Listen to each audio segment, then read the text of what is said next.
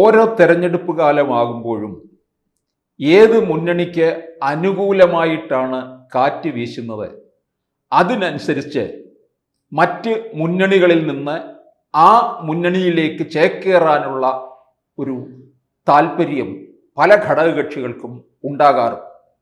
അത് കേരള രാഷ്ട്രീയം നമ്മൾ പരിശോധിക്കുമ്പോൾ അങ്ങനെ ഘടകകക്ഷികളൊക്കെ തന്നെ ചേക്കേറുന്ന കാഴ്ചകൾ ഒരു പതിവാണ്.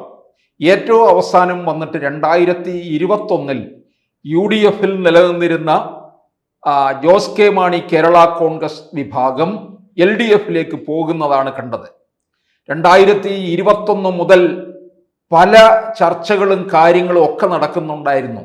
ലീഗ് UDF നിന്ന് LDF പോകുന്നു എന്ന ചർച്ച, അതിനെക്കുറിച്ചുള്ള വർത്തമാനവും ഒക്കെ ഉണ്ടായി. അത് കഴിഞ്ഞിപ്പോൾ ഇതാ 2026 തെരഞ്ഞെടുപ്പിനോട് അടുക്കുകയാണ്. ഈ സാഹചര്യത്തിൽ LDF നിന്ന് 2 ഘടകകക്ഷികൾ UDF വരും എന്നൊരു വർത്തമാനം നടക്കുന്നു. അതായത് 1 ജോസ് കെ മാണി വിഭാഗം, 2 ഇപ്പോൾ PM ശ്രീ പദ്ധതിയിൽ തട്ടി നിൽക്കുന്ന CPI. ആ പ്രശ്നം താൽക്കാലികമായിട്ടൊരു വെടിനിർത്തൽ ഉണ്ടായിരിക്കുകയാണ്. അതുകൊണ്ട് CPI UDF വരും എന്നുള്ള വ്യാമോഹമൊന്നും വേണ്ട. UDF കൺവീനറായിട്ടുള്ള അടൂർ പ്രകാശ് പലവട്ടം പറയുന്നുണ്ട്, മുന്നണി വിപുലീകരിക്കും, CPIക്ക് സ്വാഗതം. CPIയുടെ പ്രതാപകാലം ഉണ്ടായിരുന്നത് കോൺഗ്രസിന്റെ പിൻബലത്തോടുകൂടി നിന്ന സമയത്തായിരുന്നു. CPIക്ക് 2 മുഖ്യമന്ത്രിമാരുണ്ടായിരുന്നത് കോൺഗ്രസിന്റെ പിൻബലം ഉണ്ടായത് കൊണ്ടാണ്. C അച്യുതമേനോനും PK വാസുദേവൻ നായരും. ഇതൊക്കെ ഇടയ്ക്കിടയ്ക്ക് അടൂർ പ്രകാശ് പറയുന്നുണ്ട്. ഈ അവസരത്തിൽ തന്നെയാണ് ഈ ഹൈക്കമാൻഡിൽ നിന്ന് KC വേണുഗോപാലിനെ തന്നെ ഇങ്ങോട്ടേക്ക് ഇറക്കിയിരിക്കുകയാണ്. കേരളത്തിൽ എങ്ങനെയെങ്കിലും അധികാരത്തിൽ എത്തണം.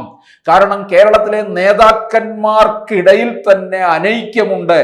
ആ അനൈക്യമെല്ലാം മാറ്റിവെച്ചിട്ട് അവരെ ഒരുമിച്ച് കൊണ്ടുപോയി ഇവിടെ അധികാരത്തിലെത്തണം. അങ്ങനെ മുന്നോടിയായിട്ട് എത്തിയ KC വേണുഗോപാൽ പറഞ്ഞത് കേരളത്തിൽ കളം പിടിക്കാനായിട്ട് വരികയാണ്, പക്ഷെ അത് സ്ഥാനമൊന്നും മോഹിച്ചല്ല എന്ന് പറയുന്നുണ്ട്. പക്ഷെ അത് സ്ഥാനം മോഹിച്ചാണ് എന്നുള്ളത് നമ്മൾ പറയേണ്ട കാര്യമില്ലല്ലോ. അത് അങ്ങനെ തന്നെ സംഭവിക്കുകയുള്ളൂ. ഹോട്ടലിൽ കയറുന്നത് ഭക്ഷണം കഴിക്കാനാണ്, അത് വിശപ്പകറ്റാനാണ് എന്ന് പ്രത്യേകിച്ച് പറയേണ്ട കാര്യമില്ലല്ലോ. ഭക്ഷണം കഴിക്കുന്നത് വിശപ്പകറ്റാനാണ് എന്ന് പറഞ്ഞതുപോലെ KC വേണുഗോപാൽ കളം പിടിച്ചത് എന്തിനു വേണ്ടി തന്നെയാണ്? ഇവിടുത്തെ ഈ മുഖ്യമന്ത്രി കസേര കണ്ടുകൊണ്ട് തന്നെയാണ്. അതുകൊണ്ട് തന്നെ KC വേണുഗോപാൽ ഇപ്പോൾ പുതിയ ചില നീക്കങ്ങളാണ് നടത്തുന്നത്. ആ നീക്കം എന്ന് പറയുന്നത് മുന്നണി വിപുലീകരണം തന്നെയാണ്. ഇതുവരെ അടൂർ പ്രകാശ് കണ്ടുകൊണ്ടിരുന്നത് ജോസ് കെ മാണി വിഭാഗത്തെ ഇങ്ങോട്ടേക്ക് കൊണ്ടുവരുന്നു, അല്ലെങ്കിൽ PM ശ്രീ പദ്ധതിയിൽ നിൽക്കുന്നത് കൊണ്ട് CPI ഇങ്ങോട്ടേക്ക് പോരും എന്നൊക്കെയുള്ള തരത്തിലാണ്. അതുപോലെ തന്നെ മറ്റ് നിരവധി ഘടകകക്ഷികളുണ്ട് LDF. അവരാരും ഇങ്ങോട്ട് വരുമെന്ന് പറഞ്ഞിട്ടില്ല. കാരണം അവരത്രത്തോളം വലിയ അംഗസംഖ്യയും ബലവും ഉള്ളവരല്ല. എല്ലാം ഒറ്റയാൾ പട്ടാളങ്ങളാണ്. അതുപോലെ UDF ഉണ്ട് ഒറ്റയാൾ പട്ടാളങ്ങള്. അവിടെ ലീഗ് കഴിഞ്ഞ് കേരള കോൺഗ്രസ് ജോസഫും കഴിഞ്ഞാൽ പിന്നെ ഉള്ളതെല്ലാം ഒറ്റയാൾ പട്ടാളങ്ങളും ഒരാളുമില്ലാത്ത ഒരു ഘടകകക്ഷികളും ഒക്കെ ഉണ്ട്. ഫോർവേഡ് ബ്ലോക്കും CMBയും ഒക്കെ ഉണ്ട്. പക്ഷെ ഇവിടെ KC വേണുഗോപാൽ ഇറങ്ങിക്കഴിഞ്ഞപ്പോൾ KC വേറൊരു കാര്യത്തിലേക്കാണ് നീക്കം നടത്തുന്നത്. അതായത് 2026 അധികാരത്തിൽ എത്തണം. അതുകൊണ്ട് ഇതുവരെ ആരും തന്നെ ആലോചിക്കാത്ത 2 ഘടകകക്ഷികളായിരിക്കും UDF വരാൻ പോകുന്നത്. അതിന് വേണ്ടിയുള്ള കിണഞ്ഞ് പരിശ്രമമാണ് നടത്തുന്നത്. ഇപ്പൊ നമുക്കറിയാം, കുറെ നാളായിട്ട് SNDP യോഗം ജനറൽ സെക്രട്ടറി വെള്ളാപ്പള്ളി നടേശൻ മുസ്ലിം ലീഗിനെതിരെയും മലപ്പുറത്തിനെതിരെയും നിരന്തരമായിട്ട് പ്രസ്താവനകൾ നടത്തുകയും മുസ്ലിം വിഭാഗത്തെ അധിക്ഷേപിക്കുകയും ഒക്കെ ചെയ്യുന്ന പ്രസ്താവനകൾ ഇറക്കുകയുണ്ടായി. പക്ഷേ ഈ SNDPയുടെ ഒരു B ടീമായിട്ട് നമ്മൾ കാണുന്ന BDJS NDAയുടെ ഭാഗമായിട്ട് നിൽക്കുകയാണ് 2014 മുതൽ. പക്ഷേ ഓരോ തെരഞ്ഞെടുപ്പ് വരുമ്പോഴും BDJSന്റെ അമരക്കാരനായിട്ടുള്ള തുഷാർ വെള്ളാപ്പള്ളി മത്സരിക്കുന്നുണ്ട്. പക്ഷെ എങ്ങും എത്തുന്നില്ല. പക്ഷെ തുഷാർ വെള്ളാപ്പള്ളിക്ക് NDAയിൽ വേണ്ടത്ര പരിഗണന കിട്ടിയിട്ടില്ല, BDJS വേണ്ടത്ര പരിഗണന കിട്ടിയിട്ടില്ല എന്നുള്ള വലിയ പരാതി നിലനിൽക്കുന്നുണ്ട്. തുഷാർ വെള്ളാപ്പള്ളിക്ക് ഒരു കേന്ദ്ര സഹമന്ത്രി സ്ഥാനമാണ് പ്രതീക്ഷിച്ചിരുന്നത്. വെള്ളാപ്പള്ളി നടേശനായാലും തുഷാർ വെള്ളാപ്പള്ളി ആയാലും അവർക്ക് അതൊക്കെ അത്തരത്തിലുള്ള പ്രതീക്ഷ ഉണ്ടായിരുന്നു എന്നുള്ളതാണ്. എന്തിന് ഒരു രാജ്യസഭാ MP പോലും ആക്കിയിട്ടില്ല എന്നുള്ളതാണ്. അതാണ് കേരളത്തില് ഇവർക്ക് പറ്റിയിട്ടുള്ള പരാജയം. കാരണം BDJS രൂപീകൃതമായതിനു ശേഷം അവരുടെ സ്ഥാനാർത്ഥി എവിടെ നിന്നിട്ടുണ്ടോ അവിടെ UDF പരാജയപ്പെട്ടിട്ടുണ്ട്. തൃശ്ശൂർ ജില്ലയിലെ നാട്ടിക അതിന് ഏറ്റവും നല്ല ഉദാഹരണമാണ്. ഇത് KC മനസ്സിലാക്കുന്നുണ്ട്. KC മനസ്സിലാക്കുന്ന കാര്യം തുഷാറിന് വേണ്ട പരിഗണന NDA കൊടുത്തിട്ടില്ല. ആ സാഹചര്യം മുതലെടുത്തുകൊണ്ട് NDAയിൽ തുഷാർ വെള്ളാപ്പള്ളിയും കൂട്ടരും അതൃപ്തരായിട്ട് നിൽക്കുകയാണ്.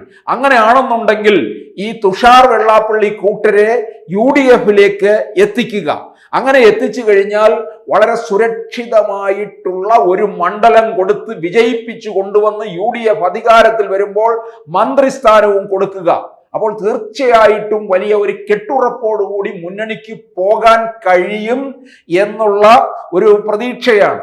പ്രത്യേകിച്ച് ഈ അയ്യപ്പ സംഗമം വരെയും പിണറായി വിജയനോടൊപ്പം ചേർന്ന് നിൽക്കുകയും പിണറായി വിജയൻ മൂന്നാം വട്ടം അധികാരത്തിൽ വരികയും എന്നൊക്കെ പറഞ്ഞുകൊണ്ടിരുന്ന വെള്ളാപ്പള്ളി നടേശൻ ഇപ്പോൾ ശബരിമല കൊള്ളയുടെ പ്രശ്നം വന്നു കഴിഞ്ഞപ്പോൾ വെള്ളാപ്പള്ളിയുടെ സ്വരമാകെ മാറിയിരിക്കുകയാണ്. ദേവസ്വം ബോർഡിനെതിരെ അതിനിശ്ചിതമായ വിമർശനം ഉന്നയിച്ചു കൊണ്ടിരിക്കുകയാണ്. ബോർഡുകൾ പിരിച്ചുവിടണം, ബോർഡിലെ ഉന്നത ഉദ്യോഗസ്ഥന്മാർ തന്നെയാണ് ഈ ശബരിമലയിലെ സ്വർണ്ണക്കൊള്ള നടത്തിയിരിക്കുന്നത് എന്നാണ് പറഞ്ഞിരിക്കുന്നത്.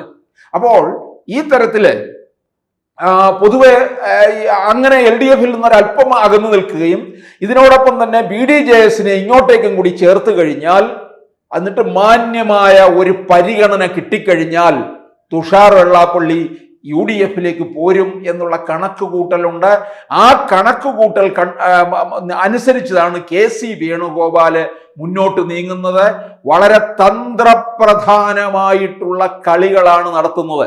അപ്പോൾ രണ്ടാമത് വരുന്നത് രണ്ട് ഘടകകക്ഷികളാണ് ഇങ്ങോട്ടേക്ക് ചേക്കേറാൻ പോകുന്നതെന്നാണ് ഞാൻ പറഞ്ഞത്. രണ്ടാമത് വരുന്നത് 2020 നമുക്കറിയാം, എറണാകുളം ജില്ലയിലെ കിഴക്കമ്പലം ഭാഗത്ത് നിന്ന് ഉദയം ചെയ്ത 2020 എങ്ങനെ രൂപീകൃതമാകുമെന്ന് ചോദിച്ചാൽ അതിന് UDF കാരണം തന്നെയാണ്. ബെന്നി ബെഹനാൻ തന്നെയാണ് കാരണക്കാരനായതെങ്കിലും UDFിനോട് മാത്രമല്ല പിന്നീട് അവർക്ക് പക, അവർ ശത്രുത എന്നൊക്കെ പറയുന്നത് LDFിനോടും CPMനോടും ശത്രുതാ മനോഭാവത്തിലായി. പക്ഷെ പിണറായി വിജയനും സാബു ജേക്കബും വലിയ ബന്ധത്തിലാണ് എന്നും പറയുന്നുണ്ട്, അടുപ്പമുണ്ട് എന്നും പറയുന്നുണ്ട്. പിണറായി വിജയൻ ചികിത്സയ്ക്ക് അമേരിക്കയിൽ പോകുമ്പോൾ അവിടെ വേണ്ട തരത്തിലുള്ള സൗകര്യങ്ങളിലേക്കും അദ്ദേഹത്തെ അനുഗമിക്കുകയും ഒക്കെ സാബു ജേക്കബ് ചെയ്തിട്ടുണ്ട്. പക്ഷേ ആ സാബു ജേക്കബിനെ വേണ്ട തരത്തിൽ സംരക്ഷിക്കാനായിട്ട് ഈ ശ്രീനജനും മറ്റുമൊക്കെ എതിർത്തപ്പോൾ പിണറായി വിജയൻ ഒരു രക്ഷയും ചെയ്തിട്ടില്ല എന്നതുകൊണ്ട് പിണറായി വിജയൻ എതിരായിട്ടാണ് ഇപ്പോൾ 2020യും സാബു ജേക്കബും ഒക്കെ നിലകൊള്ളുന്നത്. അതുകൊണ്ട് ഈ തെലങ്കാനയിൽ വേണ്ട തരത്തിലുള്ള ഒരു വസ്ത്ര വ്യാപാരശാലയും ഒക്കെ തുടങ്ങിക്കഴിഞ്ഞ് വീണ്ടും അടുത്ത യൂണിറ്റും തുടങ്ങുകയും ഒക്കെ ചെയ്തു. രേവന്ത് റെഡ്ഡിയുടെ ഒരു സഹായം ഒക്കെ ഉണ്ടായതുകൊണ്ട് ഈ ഇവിടെ തെലങ്കാനയിലെ വസ്ത്രവ്യാപാര രംഗത്തൊരു വലിയ മുന്നേറ്റം കുറിച്ച സാബു ജേക്കബിനെ രേവന്ത് റെഡ്ഡിയുടെ സഹായത്തോടുകൂടി ഈ UDFിനോടൊപ്പം അടുപ്പിക്കാനാണ് തീർച്ചപ്പെടുത്തിയിരിക്കുന്ന 2020യെ. അങ്ങനെ വരികയാണെന്നുണ്ടെങ്കിൽ അവർക്ക് കുന്നത്തുനാട് മണ്ഡലവും അതിനോടൊപ്പം തന്നെ അതുപോലെ സുരക്ഷിതമായിട്ടുള്ള മണ്ഡലമായ പെരുമ്പാവൂരും കൊടുക്കാനാണ് തീർച്ചപ്പെടുത്തിയിരിക്കുന്നത്. അങ്ങനെ ഈ രണ്ട് ഘടകകക്ഷികളെ BDJSനെയും 2020യെയും UDFിനോടൊപ്പം ചേർത്ത് നിർത്താനാണ് KC വേണുഗോപാൽ കളം നിറഞ്ഞ് പരിശ്രമിച്ചു കൊണ്ടിരിക്കുന്നത്. കൂടുതൽ വാർത്തകളും വിശേഷങ്ങളും നിങ്ങളിലേക്ക് എത്താൻ ABC മലയാളം സബ്സ്ക്രൈബ് ചെയ്യുക, ബെൽ ബട്ടണും അമർത്തുക.